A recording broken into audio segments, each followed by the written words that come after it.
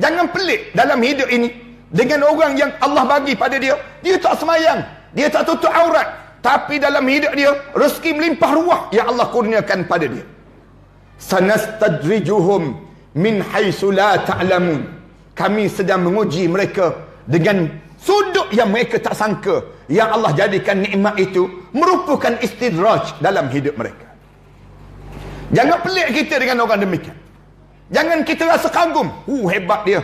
La ilaha illallah Muhammadun Rasulullah alaihi salatullah wa alihi wal ahibba. Antal alimul hakim. Rabbi shrah li sadri wa yassir li amri wahlul 'uqdatam min lisani yafqahu qawli. Rabbi yassir wa la tu'assir wa tammim bil khair. Qala Allah Ta'ala fi kitabil aziz ba'da a'udzu billahi minasyaitonir rajim. Bismillahirrahmanirrahim. Di dunia ini kita juga akan dipilih oleh Allah untuk menjadi tetamu pada Allah di akhirat nanti. Sebab para alim ulama sentiasa menyebut bahawa sesiapa yang dia tak pernah menjadi tetamu kepada Allah di dunia ini, jangan dia bermimpi untuk dia menjadi tetamu pada Allah di akhirat nanti. Alhamdulillah, kita dalam sibuk-sibuk kita, dalam tugasan harian kita, kita masih lagi diberi kesempatan oleh Allah untuk kita datang sekejap, terduduk di antara maghrib dan isyak, bagi kita untuk kita menyiapkan diri kita suatu hari nanti supaya kita tidak timbul penyesalan waktu mana kita menghadap di hadapan Allah nanti. Kita tahu bahawa ramai di kalangan kita yang telah menghadap di hadapan Allah, tapi kebanyakan yang menghadap semuanya menyesal menghadap di hadapan Allah. Kenapa masing-masing menyesal? Kebanyakan di kalangan kita, kalau kita boleh bercakap dengan orang yang telah meninggal dunia, tentu mereka akan sebut, beruntung kalian kerana kalian masih lagi hidup. Kalian masih lagi diberi peluang oleh Allah untuk menyiapkan diri kalian. Manakala kami yang sudah menghadap di hadapan Allah ini, kami banyak sangat penyesalan-penyesalan yang kami tak mampu nak diungkapkan. Kenapa mereka menyesal? Kalau kita baca dalam Al-Quran Karim, dalam hidup kita ini ada beberapa kali penyesalan itu timbul. Dalam hidup kita ni kita akan rasa menyesal pada diri kita ni bila kita menghadap di hadapan Allah nanti. Kenapa kita menyesal? Jawabnya kerana kita terperangkap dengan perangkap-perangkap dunia. Ramai di kalangan kita hidup ini, kita terperangkap dengan rasa nikmatnya dunia, kita rasa hebatnya dunia, sehingga kan kita tak berkejaran untuk membekalkan diri kita, menyiapkan diri kita untuk kita menghadap di hadapan Allah. Lalu kita akan kecewa nanti. Bila kita kecewa? Bila kita nampak saja. Kali yang pertama, kita akan timbul penyesalan dalam hidup kita. Dalam Al-Quran Karim sebut, kita akan menyesal. Bila kita akan rasa penyesalan ini? Bila kita diperlihatkan malaikat maut berdiri di hadapan muka kita. Bila kita nampak saja malaikat maut, saya dan kalian akan menyesal. Semua kita ni akan menyesal. Kita akan sebut pada Allah, sebut pada malaikat maut, laula akhartani ila ajalin qarib. Wahai malaikat, bagi tahu pada Allah, boleh tak jangan bagi mati lagi wahai malaikat. Sekejap je malaikat, ajalin qarib. Jangan bagi mati lagi malaikat. Nak buat apa dia? Fa as-saddaqa. Saya nak bersedekah di jalan Allah. Wa akum minas salihin. Saya nak membetulkan jalan hidup saya supaya saya menjadi hamba Allah yang saleh. Allah sebut pada malaikat, malaikat, kamu bagi tahu pada orang yang nak mati itu, malaikat, bagi tahu pada dia, walan yuakhirallahu nafsan iza jaa ajaluha. Allah sekali-kali tidak akan tangguh bila sampai ajal di kalangan kamu. Tak kiralah kamu ni yang berhormat ke, kamu ni ustaz ke, kamu siapa saja pun kamu, bila sampai ajal, tak ada seorang pun yang boleh tangguh saat tersebut. Wallahu khabirum bima ta'malun. Kerana Allah tahu fi'il perangai, apa yang kamu lakukan dalam hidup kamu ini, kalau ditangguhkan juga perjalanan hidup kamu nanti, kamu akan ulang lagi PL yang sama dalam hidup kamu. So itulah, dalam hidup kita ni jangan sampai penyesalan ini timbul. Jangan kalian menjadi di antara orang yang menyesal. Menyesal, bahkan kita menjadi orang yang beruntung. Beruntung kerana diberi peluang oleh Allah sebegini. Yang ni di antara perkara yang kita kena jaga sebelum kita melangkah ke alam barzah. Bahkan kalau kita baca lagi, kali yang kedua manusia menyesal.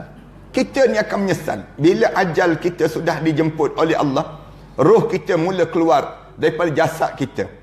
Mati-mati ni bila dalam hidup seseorang? Kita akan tanya, bila mati ni ustaz? Mati ni para alim ulama sebut bermula daripada roh kita keluar daripada jasad kita. Mati ni dia tak berlaku waktu mana roh berada dalam jasad lagi. Itu dipanggil sakaratul maut. Sakarat maknanya satu saat di mana roh ini masih lagi berada dalam jasad kita. Sakarat masa di antara kita hidup di antara dunia dan akhirat. Masa kita hidup lagi di atas dunia ini, kita ada lagi, itu dipanggil sakarat. Mati bermula bila? Bila kita dah rasa dah kematian itu datang.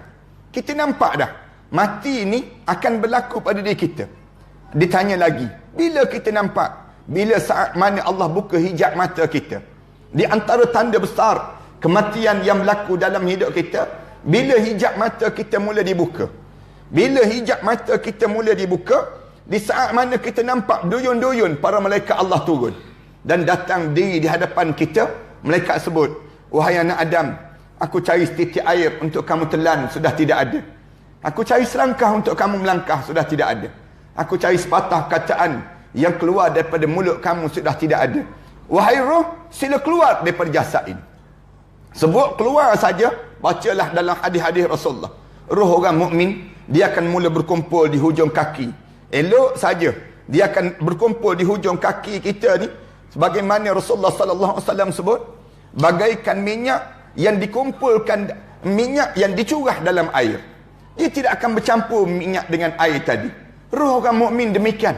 Dia akan berkumpul satu tempat di hujung kaki. Kita mula rasa saat demikian. Saat ini saat yang genting dalam hidup. Saat yang kita sentiasa minta dalam doa kita. Kita sebut Allahumma khtin ajalana bihusnil khatimah. Doa yang kita minta, ya Allah, tolong matikanlah saya ataupun sudahkanlah hidup saya dengan husnul khatimah. Wala takhtin ajalana, ya Allah jangan matikan saya ya Allah bisu'il khatimah, dengan seburuk-buruk kematian ya Allah. Ini doa yang kita baca. Saat ini saat yang paling penting dalam hidup dan masa yang tak mudah. Kebanyakan di kalangan kita, saat itu badan kita sudah lemah. Kekuatan kita sudah tidak ada kekuatan. Sama dengan kekuatan waktu mana kita hidup sekarang. Saat itu saat yang paling penting dalam hidup kita. Masa yang kita kena rasa bahawa kita ni mesti ada kekuatan yang tersendiri. Kerana tak ramai orang boleh mengucap 2 kalimah syahadah.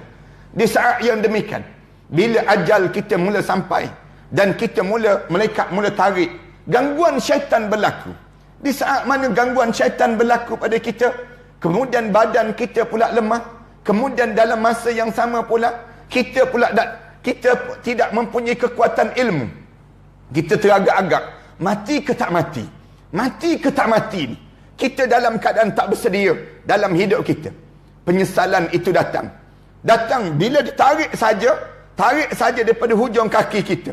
Roh kita ni tarik daripada hujung kaki naik sampai ke lutut. Di saat itu syaitan memujuk kita, jangan bimbang, kamu tak akan mati lagi, kamu akan hidup balik, roh kamu akan dipulangkan kembali, kamu jangan takut, roh kamu akan balik. Kemudian di saat mana ditarik lagi, roh kita daripada lutut kita ni ditarik sampai ke pinggang. Kalian nak tahu cerita ni, baca dalam hadis yang diriwayatkan oleh Barra bin Azib.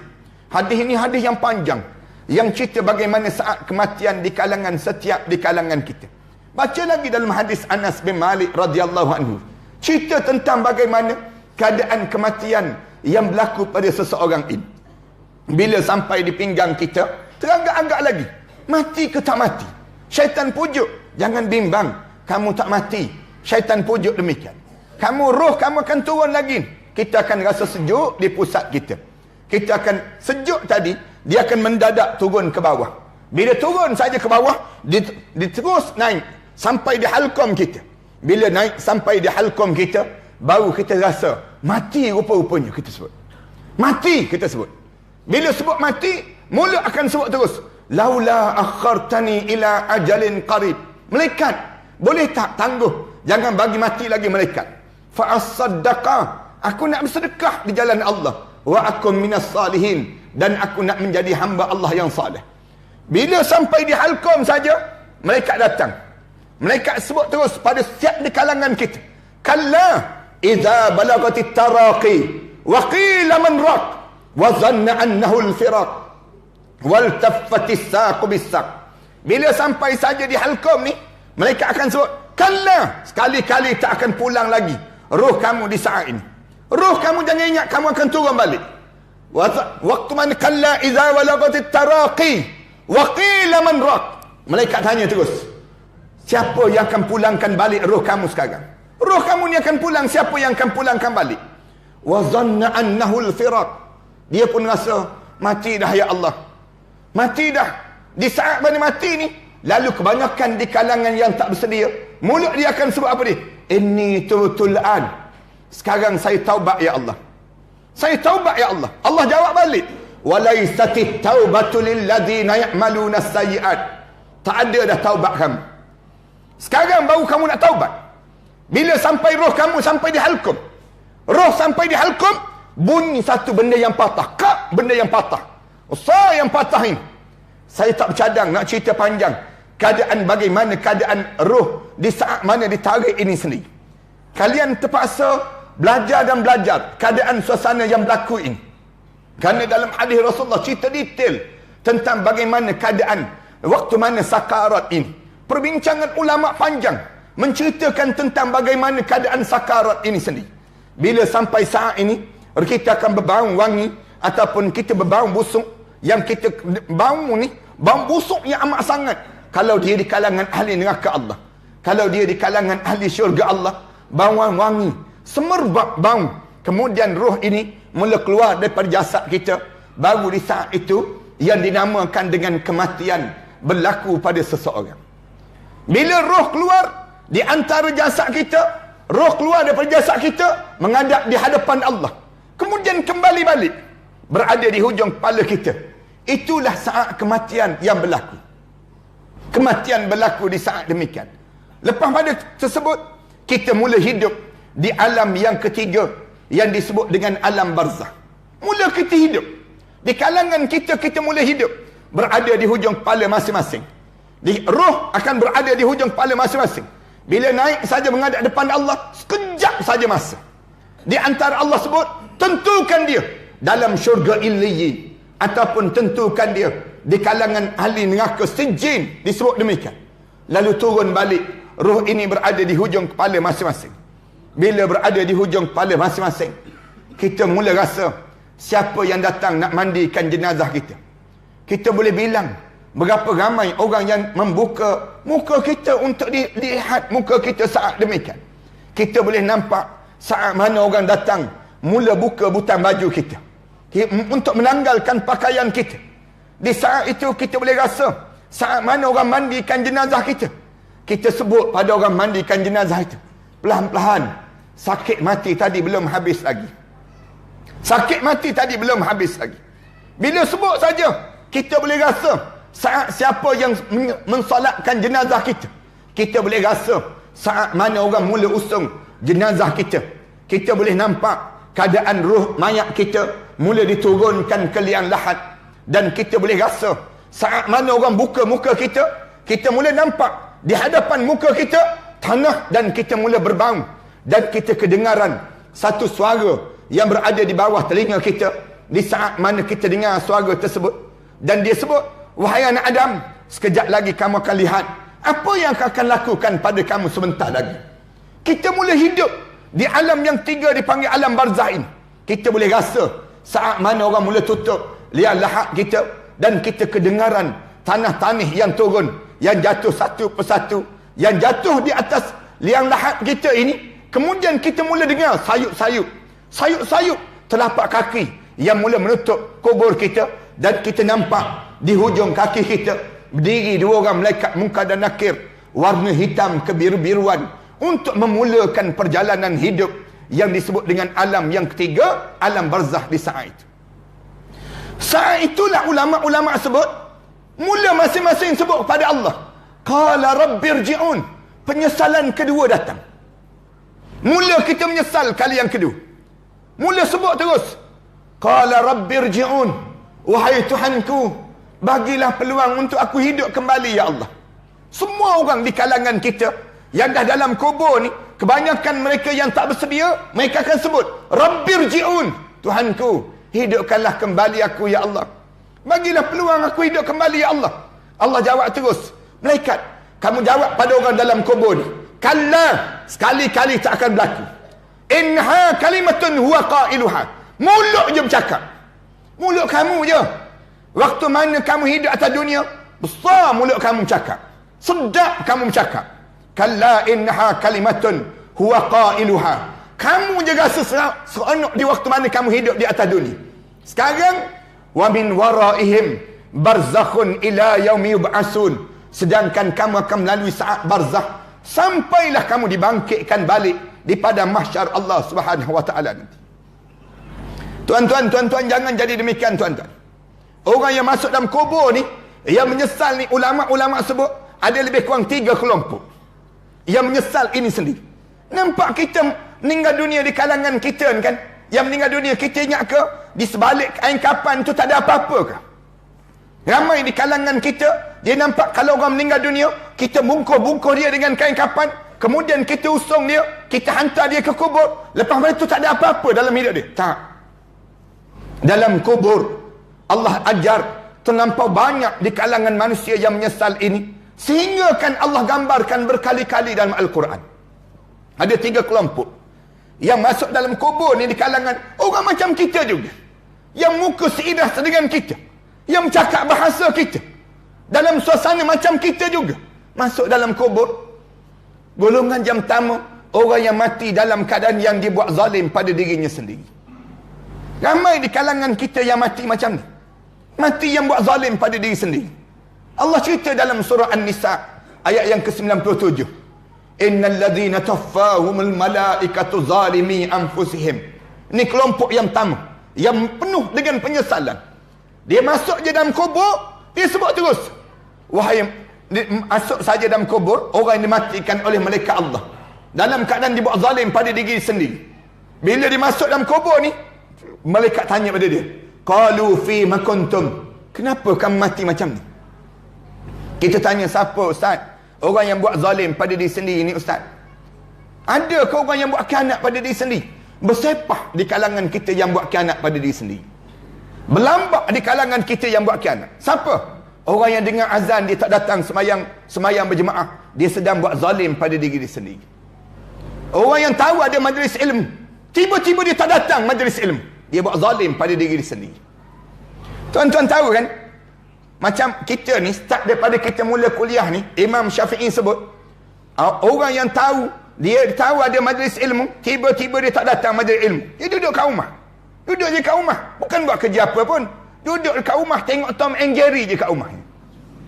Duduk kat rumah dia sebut. Start daripada mula kuliah malaikat laknat dia. Malaikat laknat dia sampai bila? Sampai habis kuliah tersebut. Nak sebutnya, kamu buat zalim pada diri kamu sendiri. Orang siapa yang buat zalim pada diri sendiri? Orang yang ada kemampuan, tiba-tiba dia tak keluarkan zakat. Orang yang ada duit, tiba-tiba dia tak infak. Siapa yang buat zalim pada diri sendiri? Orang yang ada masa, tiba-tiba dia tak memperuntukkan masa dia untuk agama. Orang yang ada ruang dia untuk hidup dia untuk mentaati perintah Allah, tiba-tiba dia tak mentaati perintah Allah. Kita buat contoh siapa yang buat zalim dalam hidup ini? Orang yang mati dalam keadaan tak boleh baca Quran. Saya biasa sebut demikian. Di kalangan kita, yang mati masuk dalam kubur tak boleh baca Quran. Orang ni buat zalim pada diri sendiri, tak boleh baca Quran. Tuan-tuan, janganlah tuan-tuan mati dalam keadaan tuan-tuan tak boleh baca Quran, tuan-tuan. Orang Taman Baiduri ni, kalian jangan sekali-kali ada yang mati di kalangan kita ni tak boleh baca Quran. Siapa-siapa yang tak boleh baca Quran, pastikan dia tak mati. Jangan dia mati, tuan-tuan. Kalau tuan-tuan mati dalam keadaan tuan-tuan tak boleh baca Quran, confirm tak lepas menghadap depan Allah.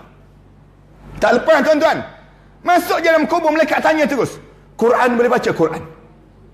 Quran boleh baca? Tak boleh, malaikat. Kamu buat apa di atas dunia?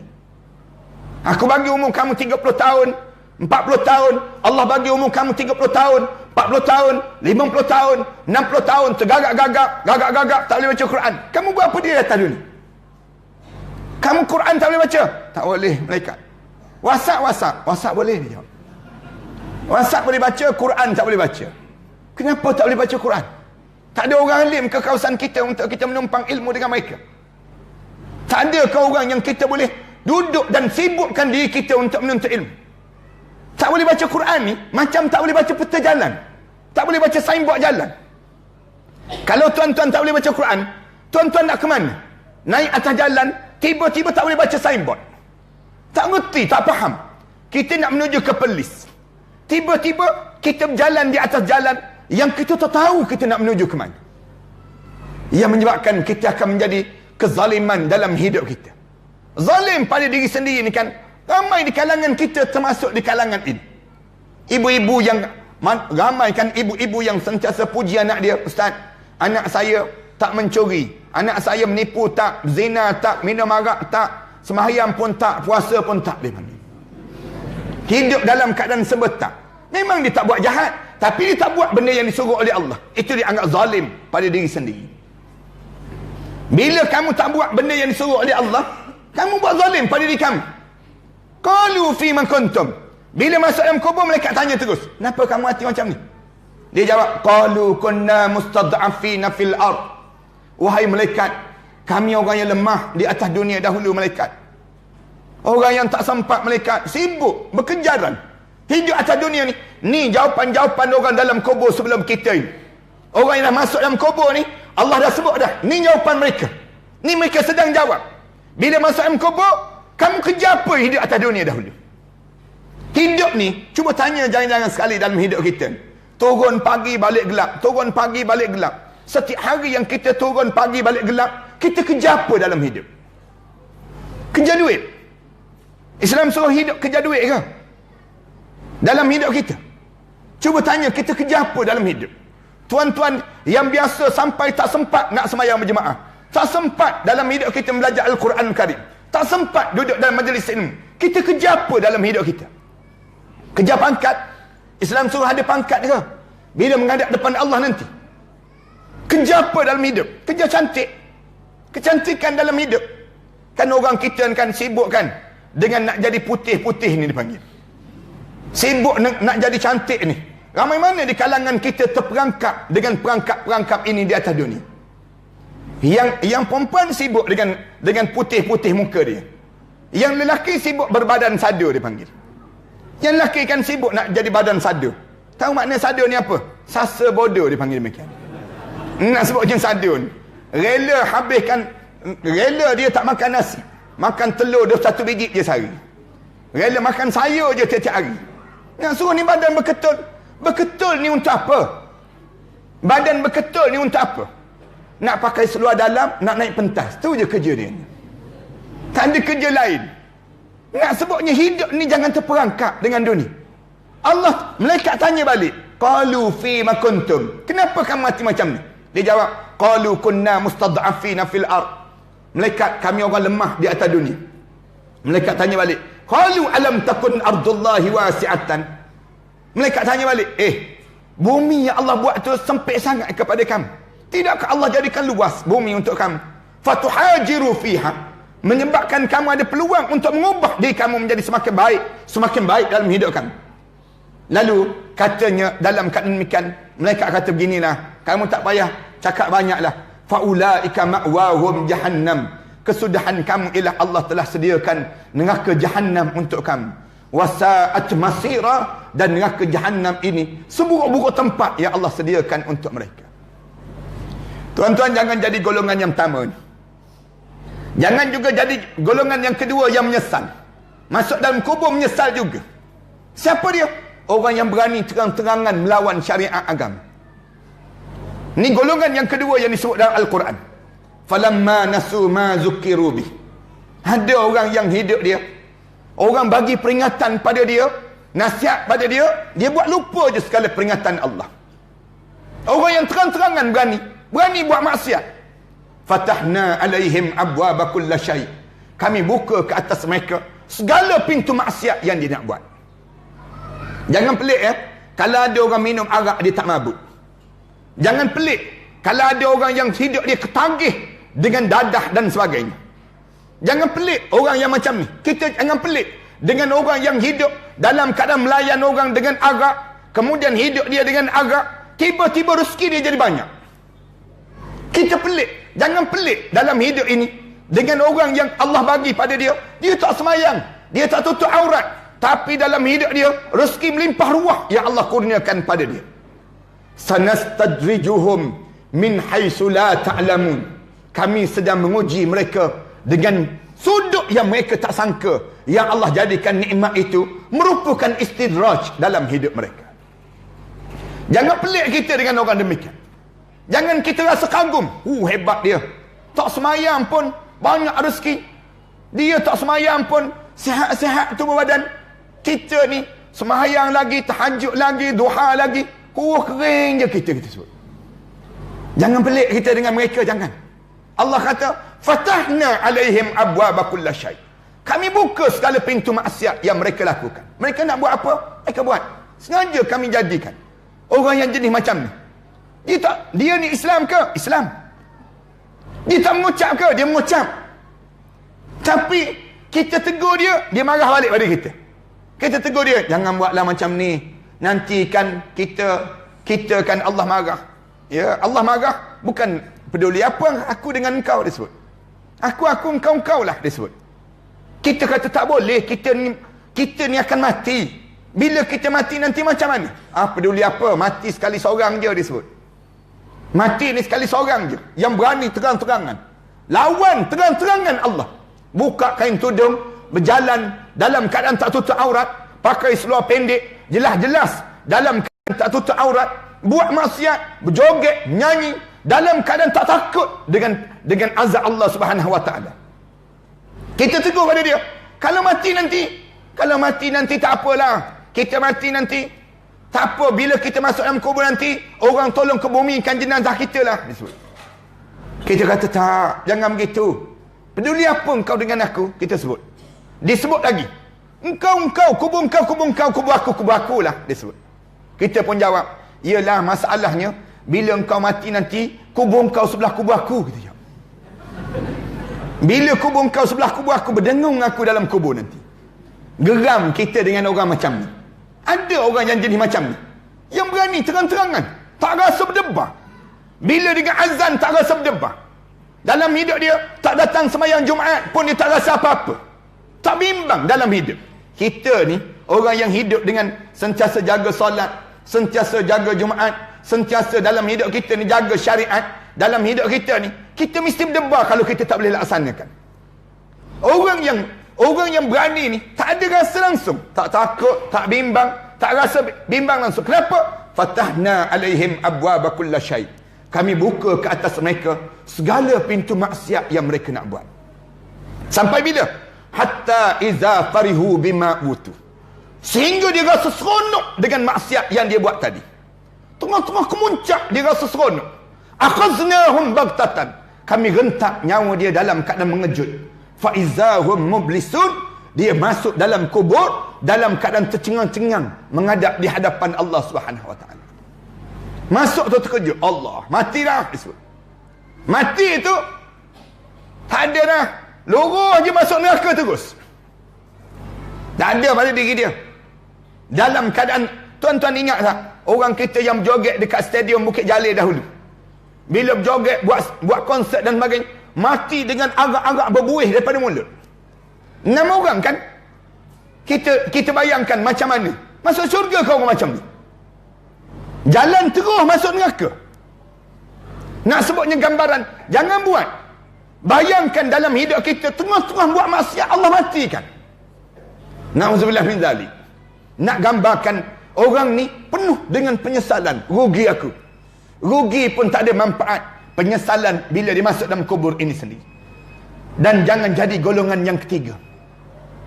Golongan ketiga ni, yang masuk dalam kubur ni, Allah, kebanyakan di kalangan kita juga.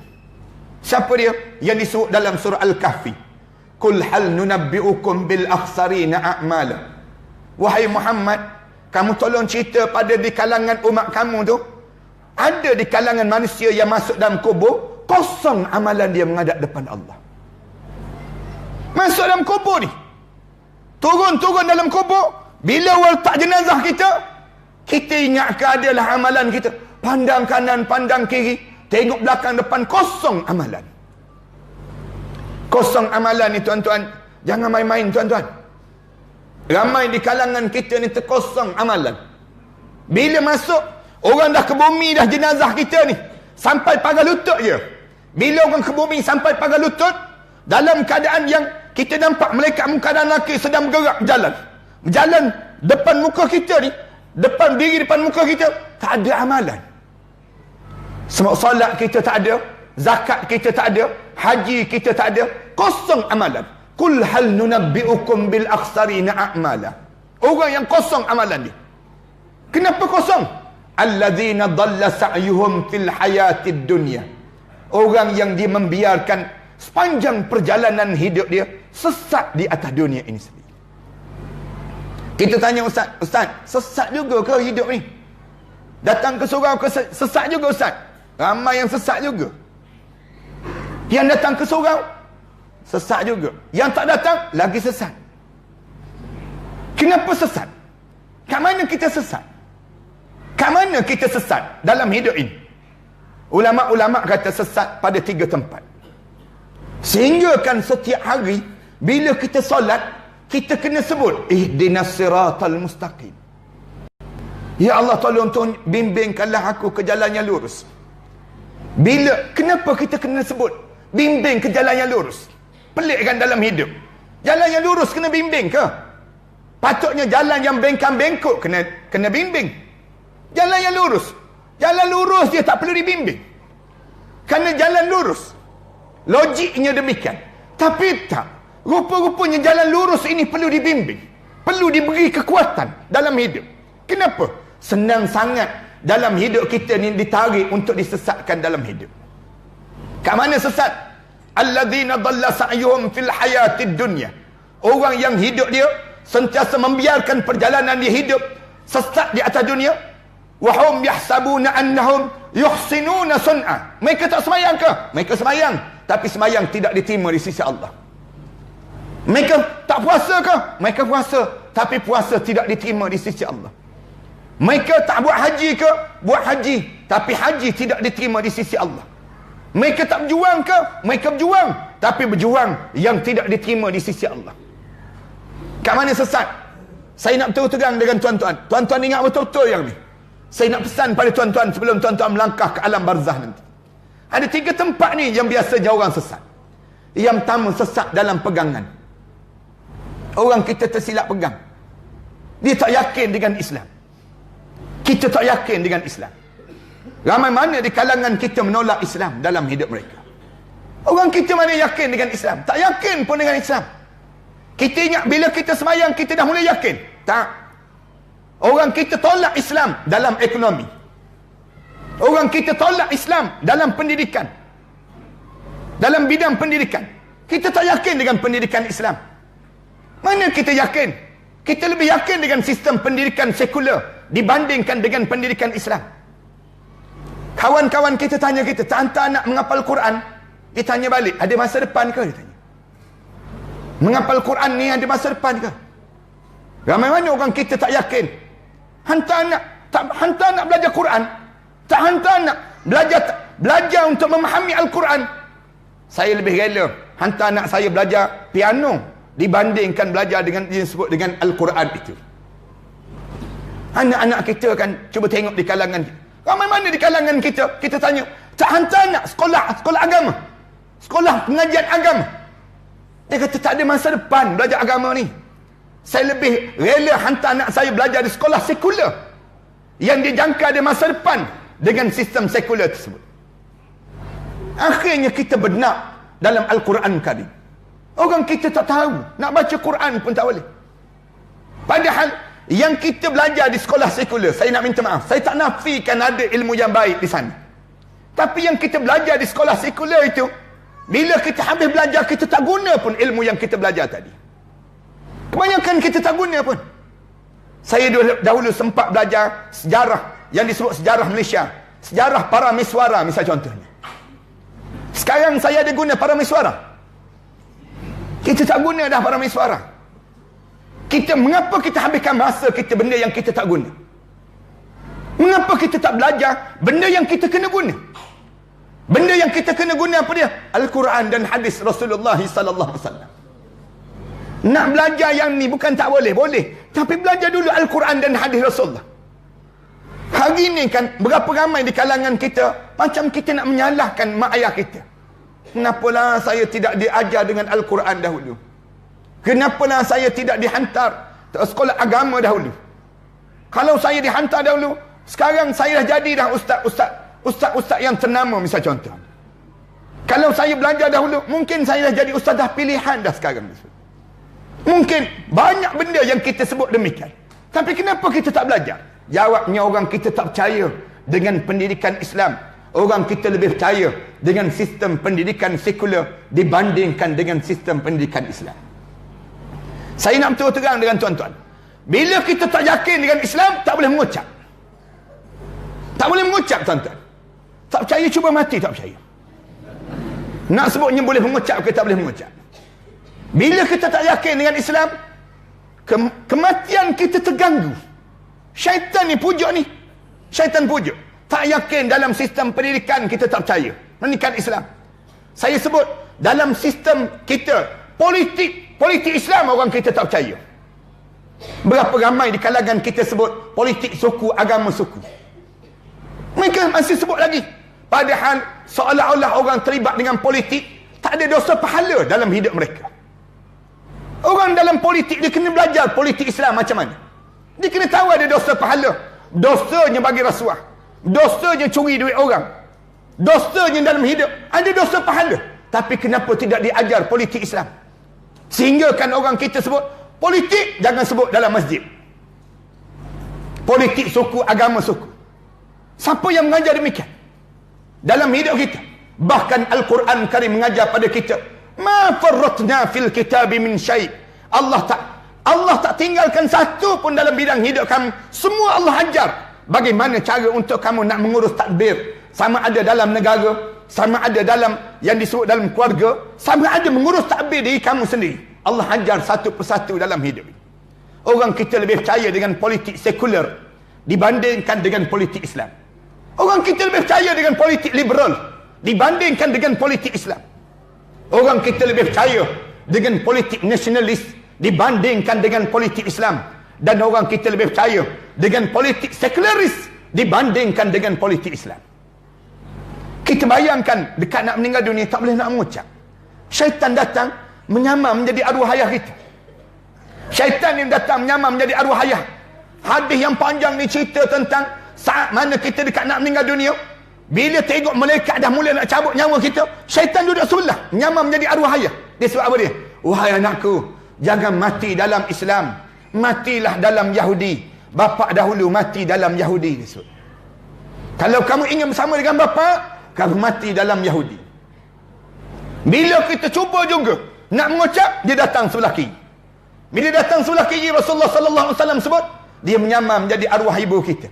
Sambil digoyangkan buah dada dia. Wahai anakku, inilah buah dada, inilah yang pernah menyusukan kamu waktu mana kamu kecil-kecil dahulu. Wahai anakku, wahai anakku, jangan mati dalam Islam, matilah dalam Kristian, kerana ibu mati dalam Kristian. Bila sebut begitu dekat nak meninggal dunia, pujuk dan pujuk. Bahkan tuan-tuan, syaitan di Ampang ni tuan-tuan, dia tak sebut matilah dalam Yahudi, dia tak sebut matilah dalam Kristian. Orang di sini dia tahu dah kita dia tak kenal Yahudi, kita jauh dengan Kristian. Bila dekat nak meninggal dunia, orang kawasan ni, syaitan kawasan ni akan sebut apa dia?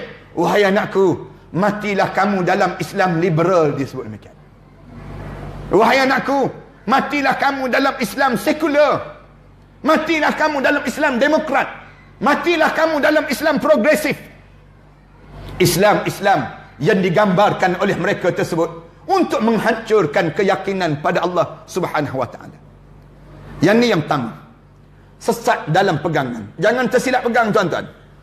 Tuan-tuan sebut saja Islam, sebut waraditu lakumul Islam madina, aku redha pada kamu, Islam je cara hidup dalam hidup kamu.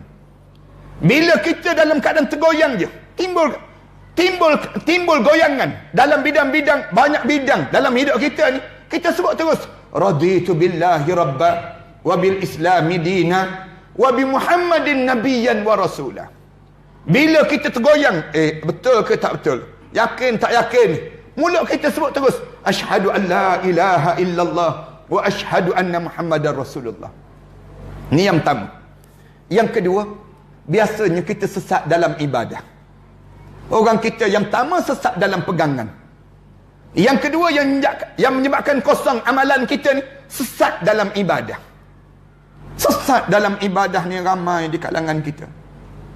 Kita ni, saya nak sebut pada tuan-tuan, kita betul-betul terang di kalangan kita. Semenjak kita solat ni, berapa kali kita solat menjadi khusyuk? Semakin tua semakin khusyuk kah? Ataupun semakin tua semakin kita hanyut dan hanyut dalam solat kita? Semakin berusia umur kita ini, semakin kita ni lama dah solat. Sepatutnya lagi lama solat, lagi khusyuk. Lagi lama solat, lagi khusyuk pada diri kita. Kerana apa dia? Kerana kita solat ni bukan hari ni. Kita dah solat semenjak umur 15 tahun lagi. Kita jaga solat ni semenjak umur 15 tahun. Tapi kenapa sampai sekarang kita tak menjadi sekhusyuk-khusyuknya dan senikmat-nikmatnya dalam ibadah kita? Jawabnya apa dia? Kerana kita lagi lama kita hidup, lagi kuat rasa cinta terhadap dunia. Lagi lama kita hidup, lagi kita sayang pada dunia ini. Kita jadi peminat tegar terhadap dunia.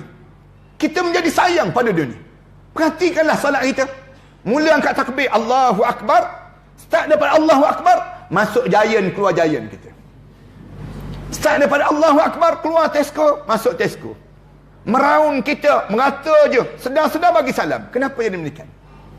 Padahal patut-patutnya kita ni dah lama dah solat, semakin lama semakin nikmat dalam ibadah kita. Kenapa dia? Kerana kita membesarkan dunia, kita mengecilkan akhirat.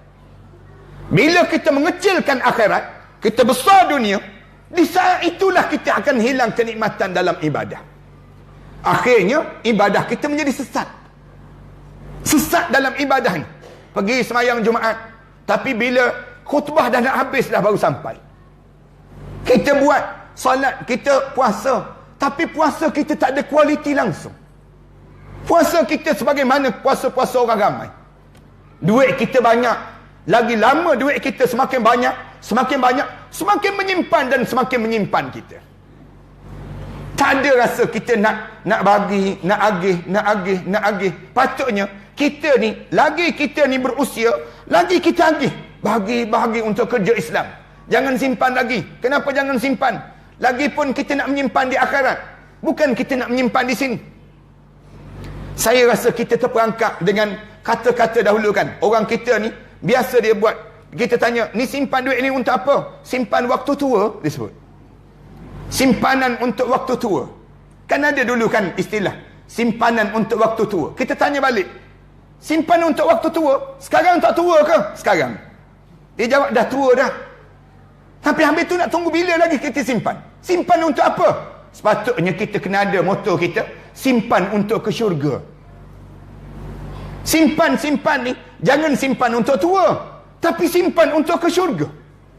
Macam mana simpan untuk syurga? Tukarkan terus harta dan nilai kita untuk kita dapat sebanyak mungkin nilai syurga Allah Subhanahu wa taala nanti. Ni kita tak. Orang bagi tahu satu bahagian korban RM650. Allah mahalnya disebut. Tak ada ke yang RM450 katanya. Kenapa korban Kemboja murah sangat? Kenapa kat sini mahal sangat? Disebut demikian. Nak sebutnya gambaran berkira-kiranya kita dengan Allah Subhanahu wa taala. Yang ni yang menyebabkan kosong. amalan yang kedua. Dan disebut dalam Quran, fawailul lil musallin, pergi mampus orang yang sembahyang. Allah sebut yang sembahyang, Allah sebut fawailul lil musallin, pergi mampus kamu dengan sembahyang kamu. Kenapa sembahyang kamu jadi mampus? Alladzina hum an salatihim sahun. Sembahyang kamu main-main terhadap sembahyang. Engkau tak nak pun sembahyang jadi macam ni. Nak sebutnya kosong amalan. Yang ni yang kita kena jaga dalam hidup kita. Nak buat amal ibadah, jangan kita jadi ta'ab wan nasab, letih dan juga dahaga saja. Jangan. Rasulullah sebut kam min saim, berapa ramai orang yang puasa tak dapat apa-apa puasa dia kecuali lapar dan dahaga semata-mata. Berapa ramai orang yang pergi haji, Allah tak terima haji dia, dia letih dan penat saja dengan haji dia tersebut. Nak sebutnya gambaran apa dia? Kita pula, kita dah nampak dah yang ni jalan-jalan sesat dalam hidup, lalu kita pastikan kita sama dengan yang kedua. Yang ketiga, kesesatan yang ketiga yang biasa mengkosongkan amalan kita, menjadikan kosong amalan kita, apa dia? Buruknya akhlak kita di menjelang usia kematian kita. Hujung-hujung kematian kita ni buruk akhlak. Putuskan silaturahim, tak bercakap, tak bertegur dengan orang. Mulut ni jadi kasar. Ramai mana orang yang semakin tua dia, semakin kasar bahasa dia. Semakin berusia dalam hidup, semakin malas untuk membaca Al-Quran Karim. Tiap-tiap hari update Facebook je, tiap-tiap hari dia. Dalam hidup dia, bukan orang tempat ni orang Australia ni. Marah pula orang Australia tak kena. Orang Burma lah senang kita. Nak sebutnya gambaran hidup kita ni membazir masa begitu saja. Allah sayangnya, mulut tak terjaga, bertengkar, mencarut, suka memaki orang, tak jaganya akhlak. Ibu-ibu dan ayah-ayah, kalau kalian dah berusia 40 tahun ke atas, di saat itu waktu tua sedang datang dalam hidup kita. Umur 40 tahun tak sesuai lagi untuk mengejari dunia. Umur 40 tahun dah berakhir dah dunia. Allah jadikan dalam hidup kita selangkah kaki kita berada di padang mahsyar Allah Subhanahu wa taala. Bila kita selangkah berada di padang mahsyar Allah, masa ni jangan banyak bercakap tentang dunia lagi. Banyakkan bercakap tentang akhirat. Dalam hidup kita ni bercakap tentang akhirat. Zikir dalam hidup kita. Sebut subhanallah wa bihamdih adada khalqih wa ridha nafsih wa zinata arsyih wa midada kalimati. Mulut kita ni jangan terhenti. Baca Quran dan baca Quran. Ibu-ibu dan ayah-ayah, kalau kalian rasa kalian ni betul-betul jaga akhlak, kalian akan berebut sah yang pertama dalam hidup kalian. Salat-salat di masjid dan surau ni, kita berebut berada sah yang pertama. Akhlak kita melambangkan kepribadian kita. Lagi kita berusia, lagi kita dekat dengan akhirat Allah. Lagi dekat dengan akhirat Allah, kita jaga akhlak. Jangan bagi kosong amalan. Kerana ada orang yang buruk akhlak dia. Berlaku zaman Rasulullah sallallahu alaihi wasallam, bila ada seorang perempuan yang malam dia bangun tahajud malam, siang hari dia puasa sunat. Siang hari puasa sunat. Bila dia berbuka puasa saja, dia ambil sisa-sisa makanan itu, dia simbah ke rumah jiran sebelah. Tu je kerja yang dia buat. Tiap-tiap hari menyakitkan hati jiran dia. Satu hari dia meninggal dunia. Bila ditanya pada Rasulullah, ya Rasulullah, bagaimana kesudahan wanita ini ya Rasulullah? Rasulullah jawab, hiya finnar, dia dalam neraka Allah Subhanahu wa taala. Padahal malam bangun tahajud, siang hari puasa sunat, menyakitkan hati jiran saja. Tak jaganya akhlak. Jaga akhlak. Bila kita boleh jaga tiga-tiga perkara ni, barulah kita menjadi golongan keempat dalam kematian di kalangan umat manusia. Yang mati di kalangan kita siapa?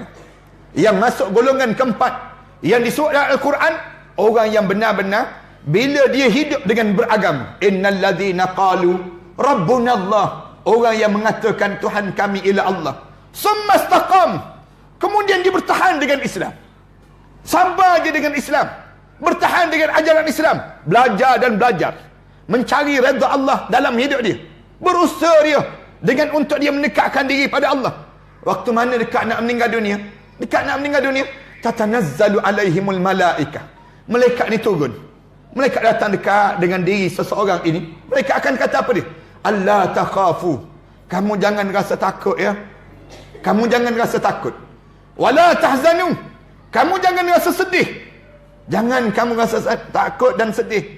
Wa abshiru bil jannati allati kuntum tu'adun. Kabar gembira pada kamu terhadap syurga yang telah disediakan oleh Allah untuk diri kamu. Bila tunjuk saja begitu, Allah, malaikat tunjuk terus tempat dia dalam syurga Allah. Bila tunjuk tempat dalam syurga Allah, kalian boleh nampak bagaimana ahli syurga Allah ini, dia akan peluh atas dahi masing-masing. Dia mula mengecik dia peluh. Dekat nak meninggal dunia dia mengecik peluh.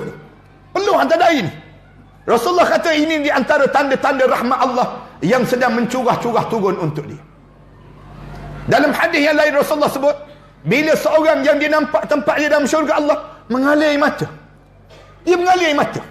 Bila dia mengalir air mata, tanda dia ahli syurga Allah Subhanahu wa taala. Dalam satu riwayat yang lain, Rasulullah sebut di antaranya dia akan kembang kempis hidungnya. Saat mana rohnya nak dikeluarkan daripada jasad dia, bila nak dikeluarkan jasad dia tersebut, kembang kempis hidung dia. Di saat itu kenapa? Malaikat isytihar pada dia. Ya ayyatuhan nafsul mutmainnah, irji'i ila rabbiki radiyatan mardiyah. Fadkhuli fi ibadi wadkhuli jannati. Wahai jiwa yang tenang, ya ayyatuhan nafsul mutmainnah, irji'i ila rabbiki radiyatan mardiyah. Baliklah kamu pada Allah dalam keadaan Allah redha pada kamu dan kamu suka dengan ketentuan Allah pada kamu. Fadkhuli fi ibadi, masuklah kamu di kalangan hamba-hambaku. Wadkhuli jannati, masuklah kamu ke dalam syurgaku. Allah istihar yang ni. Bila kita dapat yang ni, menandakan kita sedang melangkah untuk ke syurga Allah Subhanahu wa taala. Yang ni dipanggil keadaan yang akan berlaku pada setiap di kalangan kita. Yang berlaku di kalangan kita kematian di saat mana hampir dengan kematian seorang ini sendiri. Tak sangka dalam hidup, bila tengok nampak saja syurga. Syurga ni tuan-tuan tak boleh nak bayang. Macam tuan-tuan kan, ibu-ibu misal contohnya kan, ibu-ibu bangun pagi, polis datang bawa satu watikah, bagi watikah pada ibu-ibu, ketuk-ketuk pintu, kemudian bagi watikah, buka-buka watikah, puan dilantik menjadi Permaisuri Agong Malaysia misal contohnya. Tak ketergamam kita. Allah jadi pengurusi pula gitu. Jadi permaisuri pula misal contoh. Tak sangka dalam hidup. Benda yang kita tak sangka. Masuk syurga ni sangka ke tak sangka? Kita tak sangka. Tapi kenapa kita dapat? Kerana istiqamahnya kita dengan Islam. Bila kita istiqamahnya dengan Islam, bertahanlah dengan agama, bertahanlah dengan syariat. Bila kita bertahan dengan syariat, bila kita tengok dekat tersebut, dekat nak meninggal dunia, tersenyum indah. Seronok ada puas hati aku hidup. Bila tanya pada orang yang sebegini, nak hidup balik tak? Nak hidup balik? Tak nak. Dalam kubur, bila tanya pada ahli kubur, kamu nak hidup balik tak? Siapa nak hidup balik? Tak ada seorang pun nak hidup, kecuali orang mati syahid. Orang mati syahid kata, orang mukmin bila tahu pada mereka, kamu nak hidup kembali? Tak nak, ya Allah. Ditanya pada ahli syurga, bila roh kita melayang dalam syurga Allah pada hari pertama dalam kubur nanti, roh tu berterbangan di kalangan arasy Allah, warna hijau yang bergemelipan dalam syurga Allah Subhanahu wa taala. Ditanya pada mereka, nak hidup kembali? Tak nak, ya Allah. Tak nak hidup, ya Allah. Kenapa tak nak hidup? Cukuplah sakit kematian itu menjadikan satu kesakitan yang paling yang terkesan sampai saat sebegini. Tak nak hidup. Bila ditanya, hanya orang yang nak hidup ialah orang mati syahid. Orang mati syahid dia sebut, kami nak hidup, ya Allah. Kenapa nak hidup balik? Kerana kami tak terasa sakitnya kematian saat mana kami menghadap di hadapan kamu tadi, ya Allah. Manakala yang lain, mereka ini tidak dipelawa dan kita mula hidup di alam barzakh, alam yang ketiga, sementara kita bangkit di padang mahsyar supaya tidak menyesal. Lalu kita sediakan beberapa bekalan-bekalan yang saya sebut tadi. Mudah-mudahan kita melangkah dengan cara baik waktu mana kita menghadap di hadapan Allah nanti. Terima kasih di atas kesempatan yang baik malam ini. Mudah-mudahan Allah panjangkan lagi umur kita dan Allah jadikan peluang pada kita bersiap sedia sepanjang masa, menunggu saat kita dijemput menghadap depan Allah. Kita sedang beratur je, giliran orang lain dah dipanggil, kita akan sampai. Giliran kita akan sampai sedikit masa lagi. Oleh demikian, Jangan sampai penyesalan itu datang, tetapi biarlah kita tersenyum indah. Saat mana Allah jemput kita, kita berbaik sangka dengan Allah.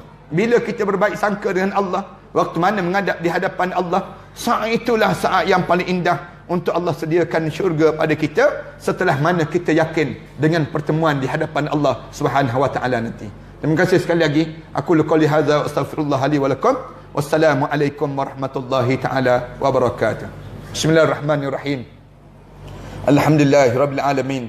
Wassalatu wassalamu ala asyrafil anbiya'i wal mursalin wa ala alihi wa sahbihi ajma'in. Allahumma ighfir dhunubana wa liwalidina warhamhuma kama rabbayna shaghira wal jami'il muslimin wal muslimat wal mu'minina wal mu'minat al ahya'i minhum wal amwat. Rabbana ij'alna muqimas salah wa min dhurriyyatina rabbana wa taqabbal du'a.